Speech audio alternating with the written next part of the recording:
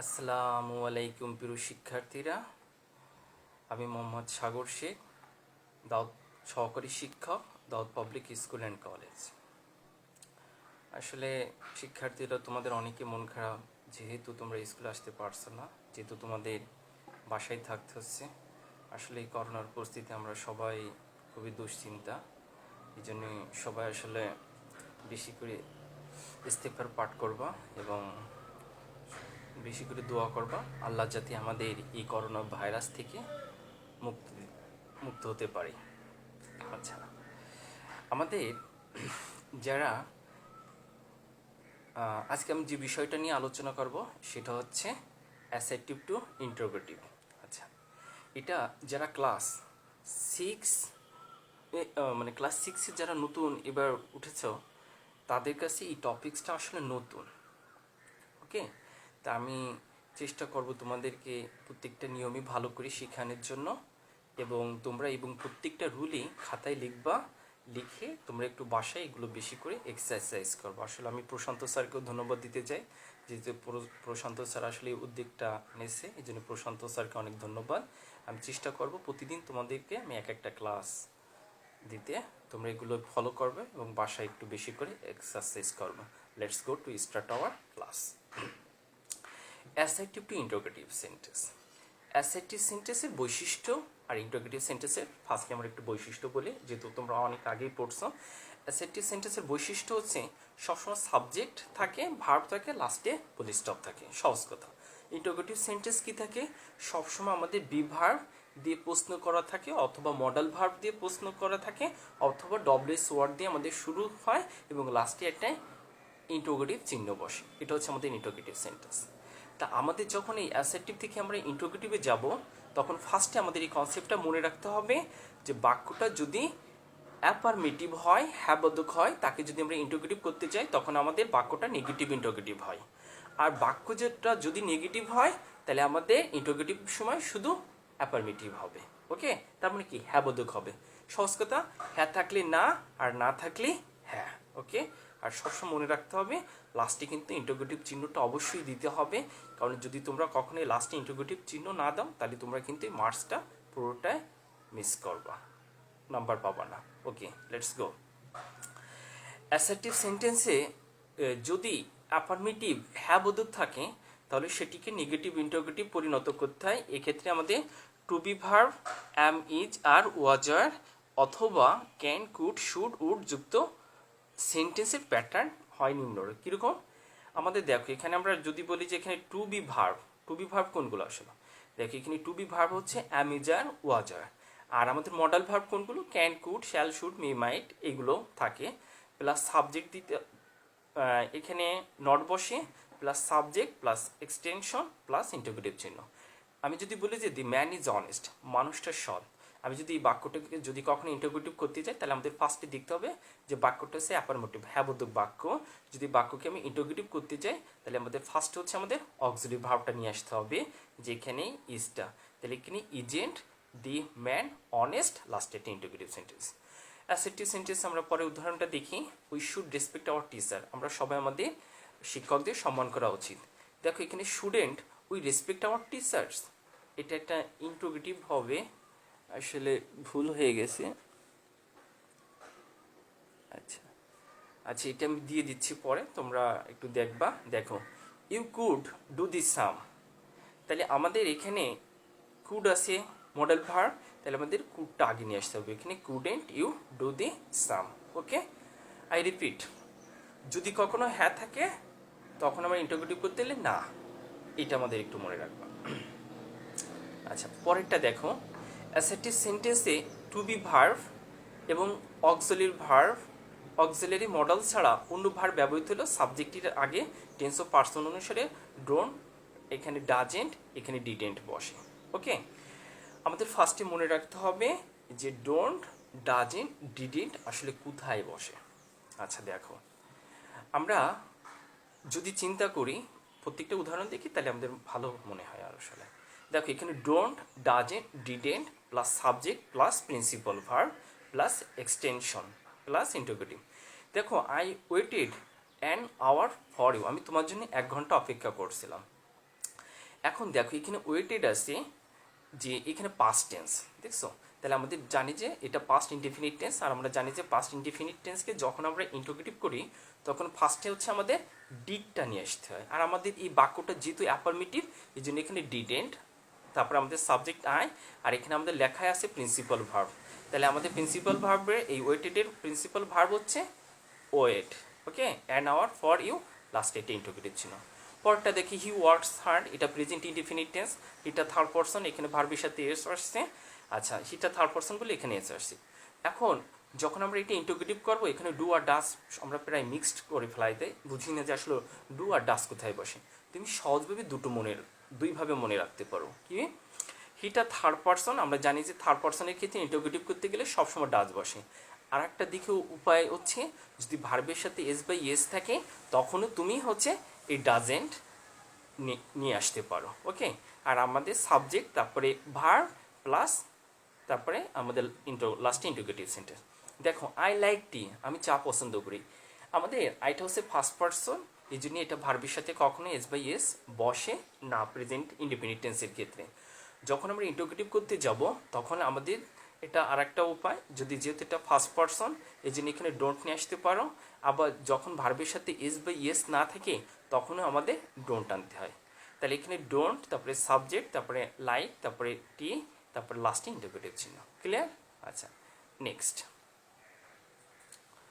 Rule number 3, negative অর্থবোধক অ্যাসার্টিভসকে ইন্টারোগেটিভে রূপান্তর করার সময় নেগেটিভ শব্দটা উঠে যায় এবং অ্যাফার্মেটিভ ইন্টারোগেটিভে পরিণত হয়। যেমন I shall never forget you, I shall never forget you, আমি কখনো তোমাকে ভুলবো না। দেখো এখানে একটা নেভারটা হচ্ছে একটা নেগেটিভ ফর্ম। এখন যখন আমাদের নেভার থাকে তখন এবার হয়। দেখো আমি একদম চারটি এরকম লেখা আছে, নোটবুকে এরকম লিখে দিয়েছি। যদি কখনো নো থাকে তখন এনি হয়, নাথিং থাকলে এনিথিং হয়, নোবডি থাকলে এনিবডি হয়, নান থাকলে এনিওয়ান হয়, নেভার থাকলে এবার হয়, নো হার্ট থাকলে এনিওয়ার হয়, ওকে। তাহলে এখানে আমাদের শ্যাল যেহেতু মডেল ভার্ব আগে নিয়ে আসবো, যেহেতু এটা নেগেটিভ বাক্য এই জন্য আমাদের সাবজেক্ট এর পরে দিতে হয়, আর আমরা জানি যে নেভার থাকলে এভার দিতে হয়, লাস্টে একটি ইন্টারোগেটিভ চিহ্ন বসে। She is not a regular student, সে আসলে নিয়মিত ছাত্র না। দেখো আমি ছাত্রী না, যেহেতু এখানে সে, এই জন্য এখানে ছাত্রী হবে। আমাদের এই বাক্যটি দেখে আমরা দেখতে পারছি যে ইজ নট এটি নেগেটিভ ফর্ম। আমরা যদি কখনো এটি ইন্টারোগেটিভ করতে যাই, যেহেতু বাক্যটা নেগেটিভ, ফার্স্টে তোমাকে কি নিয়ে আসতে হবে, হ্যাঁ বোধক। তাহলে আমাদের প্রথমে অক্সিলারি ভার্বটা ইজটা নিয়ে আসতে হবে। তাহলে ইজ শি এ কি বলতো রেগুলার স্টুডেন্ট, লাস্টে ইন্টারোগেটিভ চিহ্ন। আমি যদি বলি যে ফিশ ক্যান নট ফ্লাই, যদি আমাদের এখানে ক্যানটা হচ্ছে মডেল ভার্ব, তা আমাদের যদি কখনো যেহেতু এটা ইন্টারোগেটিভ এই জন্য একে can a fish fly, last interrogative চিহ্ন। দেয়ার ওয়াজ নাথিং টু ডু, আসলে কিছুই করার নেই ছিল না, দেয়ার ওয়াজ নাথিং টু ডু। দেখো এই নাথিং হচ্ছে নেগেটিভ ফর্ম। তাহলে আমরা একটু এই নোটবুকে আমি এখানে লিখে দিয়েছি, তোমরা একটু খাতায় লিখে রাখবা যে নাথিং থাকলে কি দিতে হয়, এনিথিং দিতে হয়। তাহলে এখানে ওয়াজ দেয়ার এনিথিং টু ডু, ওকে। আচ্ছা, নেক্সট রুলস 4, অ্যাসার্টিভ সেন্টেন্সে যদি কখনো এভরিওয়ান, এভরিবডি, অল যদি সাবজেক্ট হিসেবে থাকে তাহলে ইন্টারোগেটিভ করার সময় এদের স্থলে হু বসে এবং অক্সিলারি ভার্বের সাথে ডু নট, ডাজ নট অথবা কি বসে, ডিড নট বসে, প্লাস V1 যুক্ত হয়। আচ্ছা দেখো, তাহলে আমাদের ফার্স্টে এখানে মনে রাখতে হবে যদি কখনো এভরিওয়ান, এভরিবডি, অল যদি কখনো সাবজেক্ট হিসেবে থাকে তাকে যদি আমরা ইন্টারোগেটিভ করার সময় তাহলে হু বসে, তারপরে do not, does not, did not বসে। এখন আমাদের দেখো everyone wishes to be happy, প্রত্যেকে আসলে সুখী হতে চায়। দেখো আমাদের ফার্স্টে এভরিওয়ানটা হচ্ছে একটা আমাদের সাবজেক্ট হিসেবে কাজ করছে এই জন্য, আর আমাদের যেহেতু এটা ভার্বের সাথে এস বাই এস এসে আমরা একটু আগে শিখিয়েছি যে যদি কখনো ভার্বের সাথে এস বাই এস থাকে তখন হচ্ছে আমাদের ডাজ নট নিয়ে আসতে হয়। তাহলে এখানে হু ডাজ নট, আর আমাদের মূল ভার্ব হয়ে যায় V1, আসলে এখানে wish to be happy, last interrogative. All love Allah, সবাই আল্লাহকে ভালোবাসে।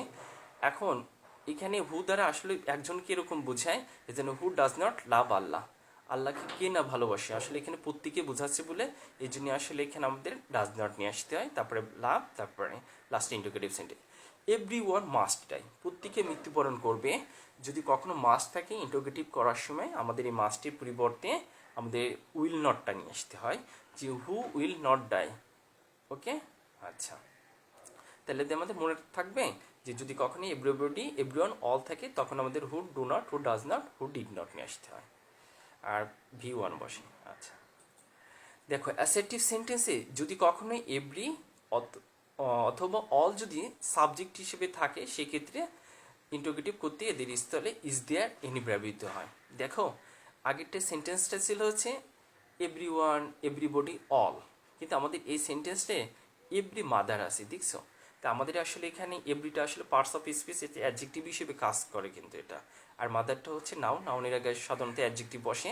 Every mother loves her child, যদি কখনো এই এভরি অল দিয়ে যদি সাবজেক্ট হিসেবে থাকে তাহলে সেক্ষেত্রে ইন্টারোগেটিভ করার স্থলে ফার্স্টে আমাদের কি নিয়ে আসতে হবে, যে ইজ এভরি বা অলের পরিবর্তে কি নিয়ে আসবো আমরা, ইজ দেয়ার এনি নিয়ে আসবো।